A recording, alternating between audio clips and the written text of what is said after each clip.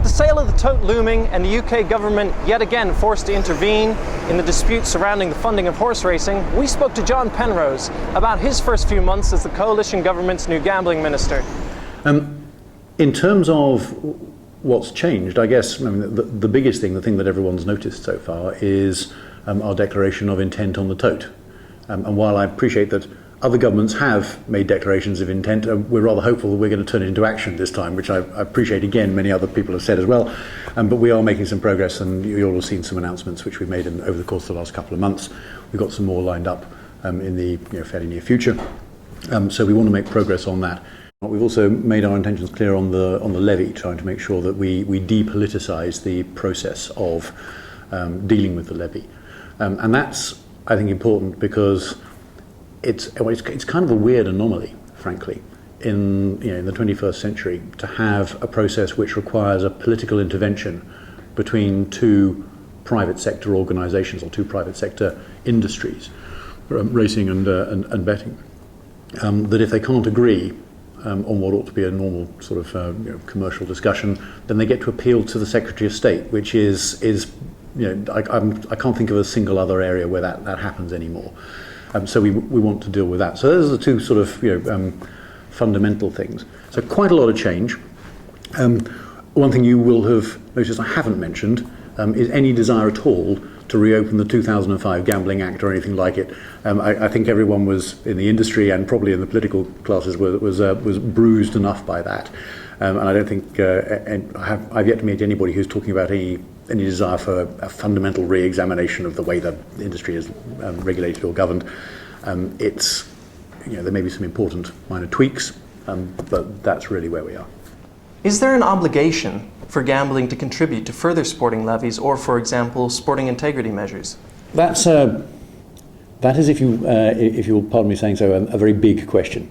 And I think that what we need to focus on at the moment is two things. One is dealing with the 50th horse race betting levy determination. I don't get to do that because I'm conflicted from it, so it's one of the delights of my job that I get to focus on the underlying structure of the levy and trying to fix that. And Jeremy Hunt and Hugh Robertson, between them, have to deal with this year's determination. I'm delighted it's that way around.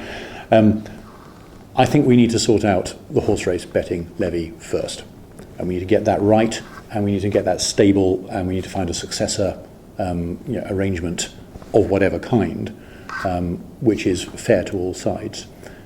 If we can get that right, then we can start to ask and answer the question about whether or not there's anything there which would be applicable to other industries or not. But please don't read anything into what I've just said about we are not starting with a preconception that it should or it shouldn't. There's too many things to fix on the horse race betting one first before we start to worry about other industries. Given that you said the 2005 Gambling Act doesn't need to be revisited, what do you think the current consultation on remote gambling will show us, and do you think there are changes that need to be made there? And you're right to pick me up on that, because while I said I don't think there's any appetite anywhere for a wholesale reopening of the 2005 Gambling Act, a number of people, both within the industry and in consumer groups and problem gambling groups, all these people are saying that they are very concerned about the impact of remote gambling. And to be fair, the 2005 Act was conceived in an era when remote gambling was happening, but it was nothing like the scale it is now, and given the way things are going, in another couple of years' time it'll have grown exponentially some more, I'm sure. Yes, we need to look at this very, very carefully. I think an awful lot of people in the industry and outside it are starting from the presumption that something does need to be done. Again, I'm afraid I'm going to have to ask you to allow me to keep my powder dry for a bit longer, just because we need to make sure we've looked at the results of the consultation properly. We've also had some more detailed consideration about what the implications might be and precisely what might be done. But that's the one area where I think there is some unfinished business, and I think we've just got to look at that very, very carefully and watch this space, I guess, to the point. The recent spending cuts have affected almost all areas of the economy. How will they affect the gambling industry? Well, I guess the industry is slightly at arm's length, and probably blessedly so, at arm's length from the spending cuts process. If only because the Gambling Commission rightly for any regulator is at arm's length from politicians. You wouldn't want to have politicians politically interfering with or potentially meddling with people's livelihoods and an important industry. So the Gambling Commission is rightly at arm's length from me or any other politician, and it's effectively self-funded by the industry. So that shouldn't be, their operations shouldn't be affected.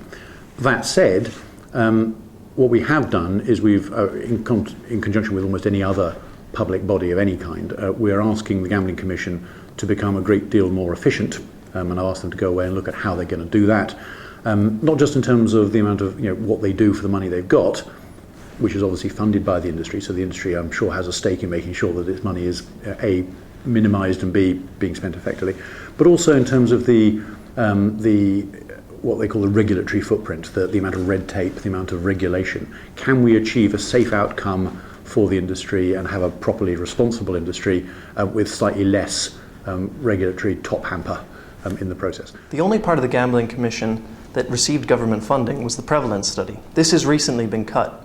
Why is the government cutting spending on problem gambling? Well, the current prevalence study will be completed on time. Any changes won't affect it. And it's due to report in February, as you probably know.